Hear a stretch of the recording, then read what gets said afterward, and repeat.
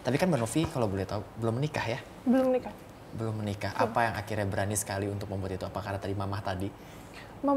Mamaku tuh suka banget sama anak kecil. Kan saya cuma 2 bersaudara. Ya. Waktu itu sempat mamaku pengen adopsi anak yatim piatu, tapi agak sulit ya prosedurnya. Jadi saya pun suka anak kecil, saya anak terakhir kan. Jadi kayak apa ya, kesenangan tersendiri kayak merawat anak. Apalagi ini kan tidak ada pilihan ya, yang saya rawat ini anak dari ODGJ yang saya rawat. Jadi bukan dari anak siapa-siapa. ODGJ terlantar, hamil kondisinya, melahirkan, saya rawat anaknya. Ini menarik sih, karena bukan hanya ODGJ saja tadi yang akhirnya dirawat. Tadi sudah dijelaskan di awal bahwa ini berkembang ada orang yang terlantar, kemudian sampai anak-anak dari ODGJ itu sendiri juga akhirnya Mbak Novi rawat. Nah, bicara soal anak-anak pastinya tidak mudah juga ya, karena Mbak Novi tadi harus membagi ibunya yang ODGJ dan juga anaknya. Ada pengalaman menarik nggak sih untuk menemukan sang anak ini juga beserta ibunya pastinya? Pengalaman menarik mungkin semuanya memiliki story yang berbeda ya. Mungkin yang paling menarik perjuangan saya sih anak yang atas nama Zaila ini. Saya bawa dari Lubuk Linggau. Jadi waktu itu ibunya kandungan sekitar 6 bulan.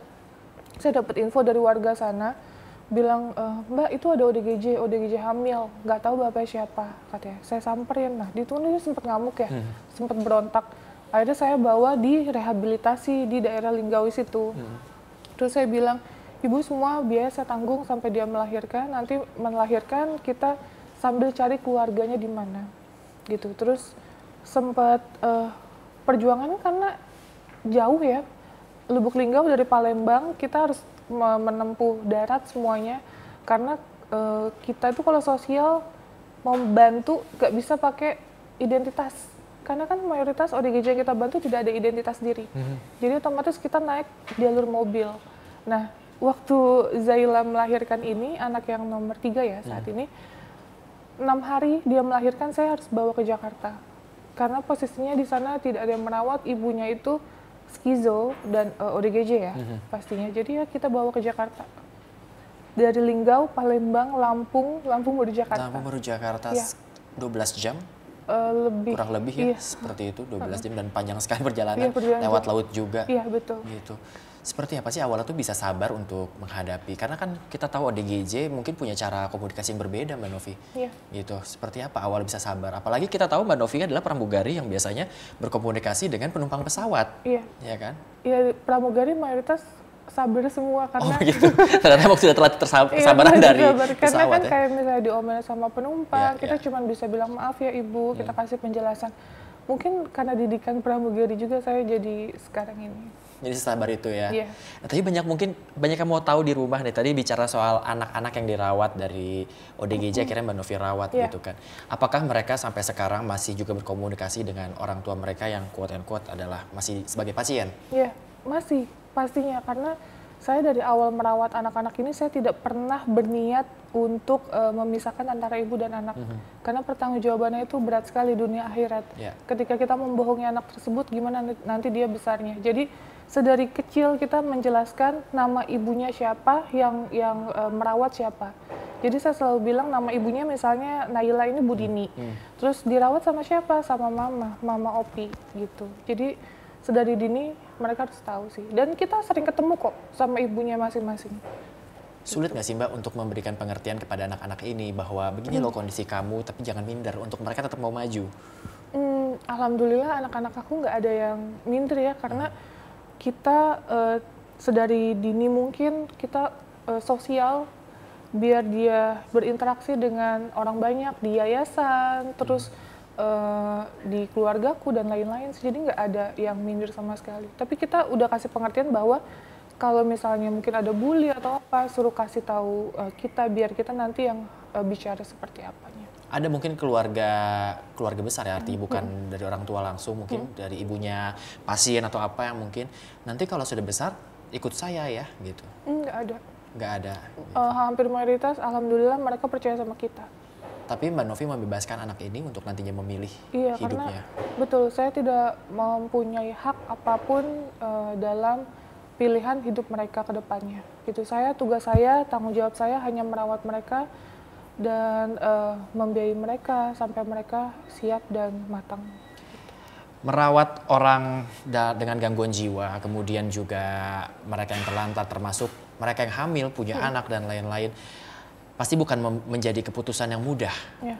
Apa yang membuat Mbak Novi ini berpikir bahwa oke, ini adalah jalan yang benar, saya dengan bismillah saya akan merawat gitu.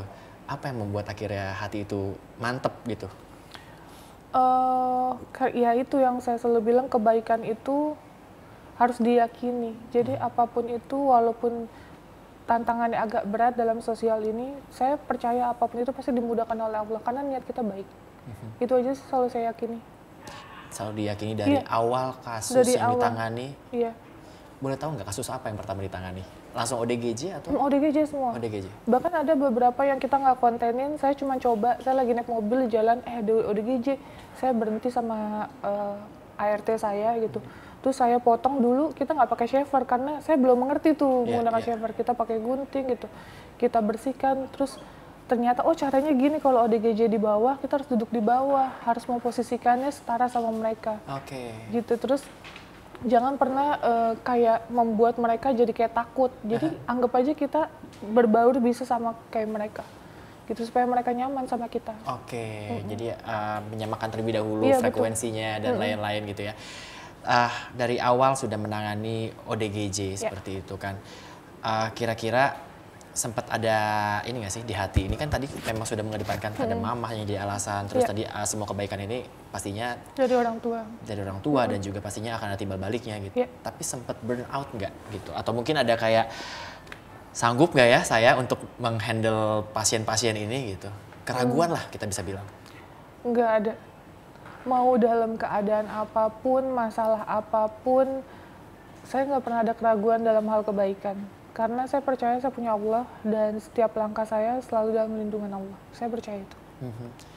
Saya penasaran karena sebagai manusia kita pasti biasanya Mbak ya, mayoritas manusia adalah kita punya keraguan juga. Apakah nanti saya sanggup, bagaimana jika rezeki saya nanti tidak bisa menutup semua ini gitu. Dari Mbak Novi sendiri, ini pastikan juga meninggalkan pekerjaan gitu. Sempat ada ups and downs ya?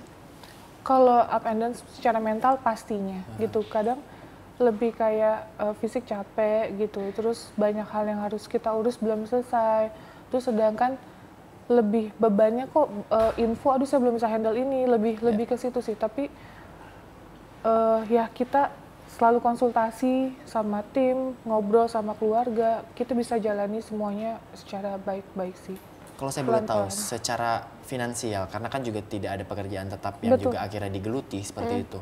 Apa pernah mengalami, apa yang dilakukan Mbak Novi? Waktu pertama aku baru terjun di sosial, aku jual mobilku. Jual mobil? Ya kan untuk biaya rumah sakit jiwa. Kan kita nggak ada uang. Karena kan tabungan pramugariku habis kan. Waktu itu untuk perlengkapan semuanya, kita kan butuh perlengkapan yang nggak murah ya gitu. Semua perlengkapan dari kita mengurus ODGJ, kebutuhan ODGJ, seperti itu. Jadi waktu itu sempat jual mobil Mercy pertama kali. Terus akhirnya kita beli mobil biasa, yang penting untuk operasional bisa jalan. Terus untuk sewa rumah, kayak gitu-gitu, pernah kita ngalamin. Bahkan kondisi sekarang pun, mungkin sempat ramai ya kasus saya belum lama ini gitu untuk salah bantu orang. Itu saya nggak bikin konten, itu sekitar 6 bulan, 7 bulan saya nggak ada penghasilan sama sekali. Apapun yang bisa saya jual, saya jual. Yang penting semua operasional bisa jalan dan anak-anak saya bisa terbiayai. Ini menjadi bukti juga bahwa sebenarnya untuk bersedekah atau membantu orang mungkin terkesan mudah, tapi ternyata banyak sekali tantangannya. Iya, betul. Dan itu mungkin ujian juga apakah kita memiliki hati yang murni untuk membantu. Gitu bisa jadi kesaksian juga nih ya berarti bahwa hal itu benar-benar terjadi. Tapi apa Mbak Novi yang akhirnya membuat hal itu bisa dibilang nagih gitu, mau dilakukan lagi gitu? Apakah ada reward yang selama ini Mbak Novi akhirnya melihat, oh ternyata ini yang saya cari gitu di hidup ini? Kebahagiaan yang nggak bisa dibayar pakai uang. Karena kalau rewards kayak misalnya contoh nih, penghargaan, ucapan terima kasih dari orang-orang itu juga sebenarnya bikin kekuatan untuk saya bertahan sampai sekarang. Apalagi kalau misalnya kita ngelihat ada ODGJ yang udah sembuh, totally sembuh. Jadi kayak ODGJ kemarin ada yang mau berusaha menyakiti dirinya, saya udah pesimis tuh awalnya. Ini bisa sembuh nggak ya? Karena ibunya menceritakan 3 tahun berjuang bolak-balik ke rumah sakit itu nggak sembuh. Alhamdulillah, qadarullah, 2 minggu kemarin kita udah baru kembalikan ke rumahnya, totally sembuh. Totally sembuh, saya ngerawat 1 bulanan. Mereka yang sembuh masih ingat apa yang terjadi selama ini? Ingat, dia menjelaskan.